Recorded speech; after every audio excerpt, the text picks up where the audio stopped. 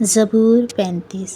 اے خداوند، جو مجھ سے جھگڑتے ہیں تو ان سے جھگڑ، جو مجھ سے لڑتے ہیں تو ان سے لڑ، ڈھال اور سپر لے کر میری کمک کے لیے کھڑا ہو، بالا بھی نکال اور میرا پیچھا کرنے والوں کا راستہ بند کر دے۔ میری جان سے کہے کہ میں تیری نجات ہوں، جو میری جان کے خواہاں ہیں وہ شرمندہ اور رسوا ہوں، جو میرے نقصان کا منصوبہ باندھتے ہیں وہ پسپا اور پریشان ہوں۔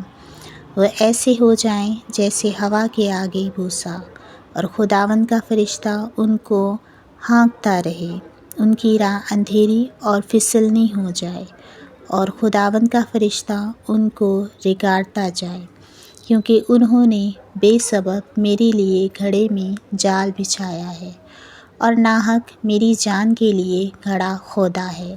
اس پر ناگہان تباہی آ پڑے، اور جس جال کو اس نے بچھایا ہے اس میں آپ ہی پھنسے اور اسی ہلاکت میں گرفتار ہو۔ لیکن میری جان خداوند میں خوش رہے گی اور اس کی نجات سے شادمانی ہوگی۔ میری سب ہڈیاں کہیں گی، اے خداوند تجھ سا کون ہے جو غریب کو اس کے ہاتھ سے، جو اس سے زوراور ہے، اور مسکین اور محتاج کو غارت سے چھڑاتا ہے۔ جھوٹے گواہ اکٹھے ہیں، اور جو باتیں میں نہیں جانتا وہ مجھ سے پوچھتے ہیں۔ وہ مجھ سے نیکی کے بدلے بدی کرتے ہیں، یہاں تک کہ میری جان بیکس ہو جاتی ہے۔ لیکن میں نے تو ان کی بیماری میں جب وہ بیمار تھے ٹاٹ توڑا، اور روزے رکھ رکھ کر اپنی جان کو دکھ دیا، اور میری دعا میرا ہی سینہ میں واپس آئی۔ میں نے تو ایسا کیا گویا وہ میرا دوست یا میرا بھائی تھا۔ میں نے سر جھکا کر غم کیا، جیسے کوئی اپنی ماں کے لیے ماتم کرتا ہے۔ پر جب میں لنگڑانے لگا تو وہ خوش ہو کر اکٹھے ہو گئے۔ کمینے میرے خلاف اکٹھے ہوئے، مجھے معلوم نہ تھا۔ انہوں نے مجھے پھاڑا اور باز نہ آئے، ضیافتوں کی بدتمیز اور مسخروں کی طرح انہوں نے مجھ پر دانت پیسے۔ اے خدا، تو کب تک دیکھتا رہے گا؟ میری جان کو ان کی غارتگری سے، میری جان کو شریروں سے چھڑا۔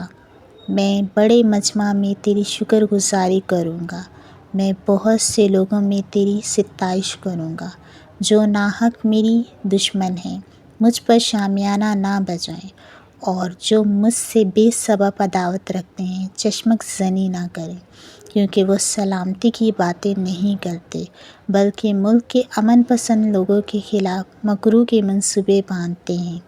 یہاں تک کہ انہوں نے خوب منہ پھاڑا اور کہا، ہا ہا، ہم نے اپنی آنکھ سے دیکھ لیا ہے۔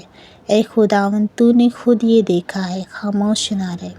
اے خداوند، مجھ سے دور نہ رہ، اٹھ میرے انصاف کے لیے جاگ، اور میرے معاملہ کے لیے، اے میرے خدا، اے میرے خدا۔